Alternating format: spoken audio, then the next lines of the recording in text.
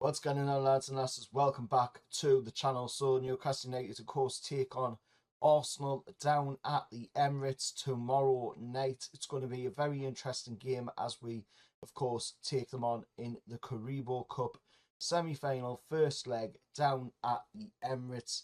And of course, this is the first of two legs, of course, with the second leg to be played, of course, around February. Looking at it, this is going to be a really tough game. Going to the Emirates is never easy. We haven't had the best of luck when we've went down there over the years, and the last time we won down there was an Andy Carroll header, of course, in the league. But I'm very hopeful that we can put in a really good performance. We've been doing really well of late. We've been banging in performances right, left and centre. We've been beating teams right, left and centre. And hopefully this is no different. The only problem is with this one is that we are going to be without Bruno Guimaraes in the midfield. We are going to be without Fabian Schär once again in the right centre-back position. So it's not great because we are going to be missing one of three of the midfielders that have been doing really well forward.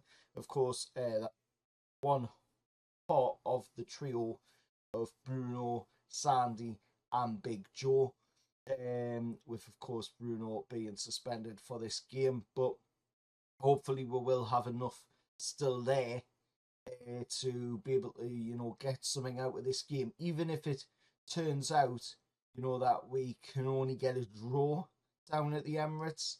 That means that then we get to take the second leg to St James's Park on a level playing field of a 0-0. Hopefully it's not the case. Hopefully, we're coming away from the Emirates tomorrow night with a 1-0 win at the bare minimum in the bag, because then that gives us a heads up and it gives we a little bit of an advantage going into that second leg. Looking at the other tie in the competition as well, you've got Tottenham versus Liverpool, of course, so that's going to be a really interesting one to see, who plays in that one. That's played, of course, the night after ours. But looking at it, the route that Arsenal's took to get to this point in the competition, they've had to beat teams like Bolton, Preston and Crystal Palace.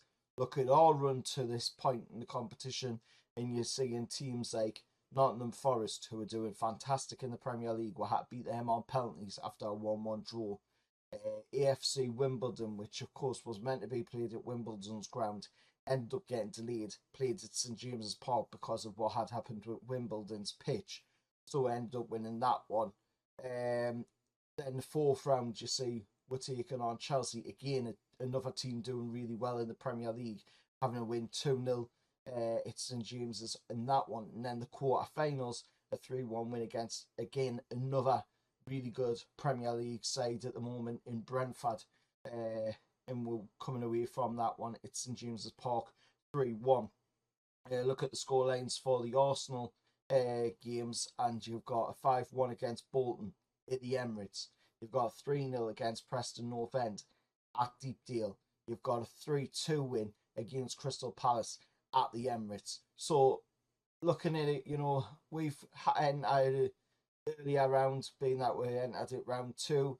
Arsenal got the bye round because of them playing in Europe, so they entered it round 3. So they haven't had to play nearly as many games as we have, and they haven't had to play nearly as tough teams as we have as well. We've had to play at least 3 Premier League teams there just to get to this point in the table. Not, low Premier League teams, but teams that are in very good form, in Forest, Chelsea and Brentford.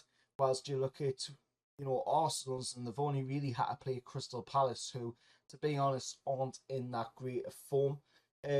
So it has been a bit of an easier run to this point in the competition for Arsenal. The referee for the game will be Craig Pawson. He has already presided over Newcastle games in the past, of course, where we got a where we got a win, a draw, and a loss. We got a win against Southampton at St James's Park, I believe it was. We got a draw against Everton, of course, which was at theirs, and I believe we also lost 1 to West Ham as well, which was also at St James's Park. So a win against Southampton at St James's under Pawson's refereeing stewardship, a draw down at Goodison Park, and of course a win at St James's a loss, at St James's Park against West Ham, whilst Pawson has been the referee in them games. On the VAR, it's going to be, of course, John Brooks for the VAR. But looking at it, there's going to be also a new trial being done in this game as well, as they're going to have a explanation of the on-field monitor for VAR decisions over the Stadium PA system by the referees. They are going to be trailing that in this game. So we'll see, of course, if there is any situations where VAR is called upon, then the referee will, of course, go over the PA system in the stadium and tell everybody, why they are making the decision they're making, which I thought, to be honest, they should have had this in anyway. You see it in rugby, you see it in the NFL. I know it is an Americanism sort of thing, but it's been in the rugby well before it was in the NFL. So it is something that, has worked in other sports, and it has, proven to, let people know what is going on in the match. Because if you're inside the ground and you don't have the benefit, like people like myself who are at home watching the game, you won't have that same benefit to be able to see what is going on. So if you're in the ground, this is a very good thing, because this means that you're then going to be able to know, what the decision is, why the decision was given, and all that stuff. But that's only if VAR does get involved in the game, which hopefully, they don't have to. They don't have to get involved in the game. Looking at it, we're going down to the Emirates against an Arsenal side that are doing really, really well of late. So we've got to go into this with the right mentality. Like Eddie Howe said himself today, he was talking about the fitness of players, and he was saying that, we need to be mindful of the importance of this cup, but we also need to be mindful as well of course, fitness for players, and we need to be picking the right squad going into the game. We don't want to be picking players in the starting lineup, to go into this game and then it not being the right lineup that we needed to go with. We've got to go with the right lineup. However, we did see the return of Botman to the side against Tottenham. Of course, a successful return after a long injury layoff. However, he did end up having to go off towards the back end of the game. But that's something that, Eddie said that he's going to work with the fitness team, he's going to work with the physios, and he's going to find out if Botman is available for this game and see what Botman feels like as well going into the game. And if he is available and he is willing to, go and play, then Botman will go in the side. But he showed some really good intensity and handled the game really well against Spurs. Of course, one small mistake in that Solanke goal, as I talked about in the match reaction to the Spurs game. But other than that, I thought Sven Botman did really, really well, especially when you consider that he'd been out for so long, since March of last year. I thought he did really well, and he did get his composure right and get himself the footing in the game. But hopefully we can see Botman play in the game against Arsenal tomorrow night. Anthony Gordon's availability, of course, he suffered that nasty blow by Kulusevski, which probably should have been a red card. Of course, in my opinion, that's what I was thinking it should be. but hopefully, Anthony Gordon's good and ready to go. I think if he is, he will obviously wear a face mask because of the blow to his nose. I think, to be honest, it looked like his nose had been broken. So if he is available to play, then he will, of course, be wearing a face mask to protect, of course, the nose. Like I said, Bruno suspended for this one, Fab suspended for this one, so we'll have to go without the two of them and see what we can do with the team as is going into the game. Highlighting the strength as well, Eddie did, of the midfield trio in the midfield, praised the performance and understanding between Bruno, Sandy and Big Joe. But that means that if Bruno isn't playing, then that's probably going to free up a space. Well, that will free up a space for Joe Willock to come into the side, Sean Longstaff to come into the side. My preference for somebody to come in there and replace Bruno would be to put Joe Willock in. Little Joe Willoquinho going in there against his former club. He'll be wanting to get in there and get his hands dirty, put in a good performance against his former club. So that would be my shout to replace Bruno in the squad, of course, with Bruno being suspended. Trippier, of course, has emphasised the leadership and experience in big games, but I do think Tino Livramento will still get the shout ahead of Kieran Trippier.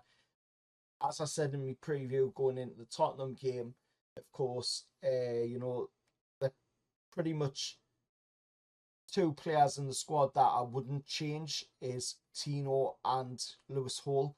I'd keep Tino and Lewis Hall going. They're doing really well. They're working well together, and they're working well on them full-backs forward as well. So I wouldn't really change that too much.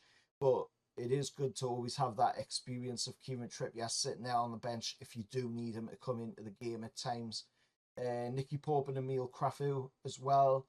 Their injuries. Pope remains on track for his expected recovery timeline, and Crafu is progressing well, but still requires time for full contact training. So it is a little way away from, of course, Nicky Pope and Crafu coming back into the selection for players. And of course, pretty much the key takeaways here is that Howe is mindful of the importance of the Carabao Cup semi-final against Arsenal and how important it is that we do progress far in the cups. Of course, this is possibly one of the best chances to get a piece of silverware this season, especially when you look at the other teams that's still left in the competition. You've got ourselves, Arsenal, Tottenham, Liverpool. So there's a real good chance there. If we can make it past Arsenal in this semi-finals, we could be seeing either Liverpool or Tottenham in the final. It's up to yourselves, who you would pick, who would be your preference for to be playing in the final if we make it past Arsenal. For me, my preference would be to play against Liverpool, to be honest. I know a lot of people would probably say Tottenham because it will be somewhat of an easier tie forward, but I really want to take on the best, because then when you win it, nobody can say, that you've had an easy final. Not that they can with the way we've progressed so far through the competition. I mean, taking on 3 Premier League teams is no easy feat, especially when them 3 Premier League teams are, teams that are doing really, really well in the league at the moment as well. But looking at it, it's going to be a really tough game, and I'm going to go with Newcastle to come away, of course, with a 1-0 win, bare minimum. That's what I want to see. As long as we get a foothold in this semi-final in the first leg, give ourselves, a bit of a chance for that second leg when we take them at St James's Park, because we know, when teams come to St James's Park, it is always tough for them to play, and especially when it'll be under the lights at St James's Park. We'll get that war flags display going, and that's something that of course, we will have in the game tomorrow night, you know, an impromptu war flags display, because war flags have said anybody going to the game tomorrow night to take their black and white scarves and let's make an impromptu, of course, away end display. But let us know your thoughts down in the comments below. What's your score prediction going into this? What's your thoughts as well? What do you think the game's going to be like? Do you think it's going to be a pretty tough game? Do you think it's going to be a rather easy game? Let us know all that down in the comments below, and I'll see you all, of course, for the reaction tomorrow night. Well, lads.